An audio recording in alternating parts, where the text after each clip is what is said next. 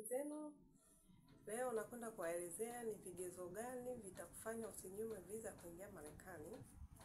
Vipo vigezo vya aina nyingi, lakini leo nitakwenda kuelezea ni vigezo gani vitakufanya usinyimwe visa kuingia Marekani. Watu wengi wananyimwa visa kuingia Marekani, japo wanasema visa Marekani ni bahati nasibu, lakini kuna vigezo ambavyo unatakiwa vitimize ili kupewa visa kuingia Marekani. Kwa hiyo fuatana na mimi, usikilize mwanzo mpaka mwisho ujue ni vigezo gani unatakiwa uvikizi ili uweze kupata visa kuingia Marekani. Kwanza kabla ya kusikiliza, unaweza kubonyeza neno limeandikwa subscribe hapo chini, kisha bonyeza alama kengele, share, like, comment kwa wengine ili waweze kujifunza vitu vizuri kutoka kwangu. Kwa hiyo fuatana na mimi kusikiliza hivi vigezo mwanzo mpaka mwisho. Usiishie njiani video hii, kwa kuwa mwishoni kunakuwa na vitu vizuri zaidi. Kwa fuatana na mimi kusikiliza mwanzo mpaka mwisho. Kigezo cha kwanza, ukishafika, kwa mfano labda umetumia barua ya mwaliko. Barua ya mwaliko kama unahitaji kwenda kutembea Marekani, huyo ambaye atakutumia barua ya mwaliko, sharti la kwanza na hichi kigezo cha kwanza, lazima awe raia wa Marekani. Yaani asiwe ameenda eti leo mwaka hajapata uraia unaanza kumuomba akutumie barua ya mwaliko, hapana. Awe amepata uraia tayari wa Marekani. Huyu anakizi vigezo vya kuweza wewe kukutumia barua ya mwaliko. Na hiyo barua yake inakuwa na masharti na vigezo vyake.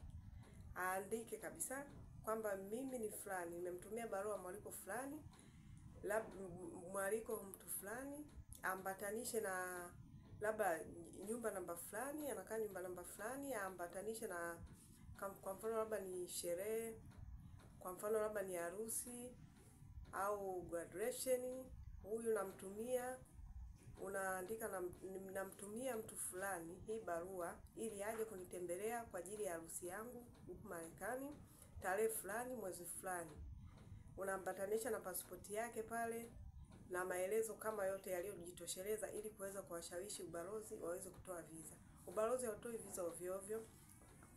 Lazima wanaangalia kwanza vigezo. Yaani wanaangalia vigezo kwa makini. Ndio maana visa Marekani huwa ina usumbufu sana na ni ngumu kupata, na ukipata ni bahati nasibu. Kwa hiyo ubalozi wa Marekani ni wagumu sana kutoa visa. Wanaangalia hivi vigezo, je, vimekizi? Ukiwa una pesa nyingi, haina haja ya kutumia barua ya mwaliko. Kwa mfano wasanii maarufu hapa Tanzania wanajua kabisa mimi siwezi nikaomba barua ya mwaliko. Kwa sababu unaweza kaomba barua ya mwaliko kwa sababu unaenda kwenda na kurudi. Lakini kama mtu yeyote hujaingia Marekani na una labda vigezo, unatamani kwenda kutembelea ndugu, unataka kutumia hiyo barua ya mwaliko, akishatuma na wewe sasa ili kumshawishi yule balozi, ukishafika pale kwenye fomu yako atakuuliza maswali. Na hapa ndipo nawaangusha sana watu. Atakuuliza maswali. Je, unaenda Marekani? Una vigezo gani vitanishawishi mimi ili nikupe visa? Wewe unatakiwa utaje. Labda mimi na kazi fulani, hii kazi inaniingizia mshahara dola fulani au pesa fulani kwa mwezi. Sio useme ninaingiza 200,000 kwa mwezi, hapana, balozi anaweza kukupa hela. Labda mimi nina kampuni fulani, labda mimi nina magari, nina mke na watoto, nina mume na watoto, nina mashamba, nina kampuni fulani, nina biashara fulani, naingiza kiasi fulani cha pesa. Kwa hiyo siwezi nikazamia mimi nakwenda kukaa wiki 2 au mwezi narudi. Hivyo vitu vinaweza vikamshawishi yule mtoa visa.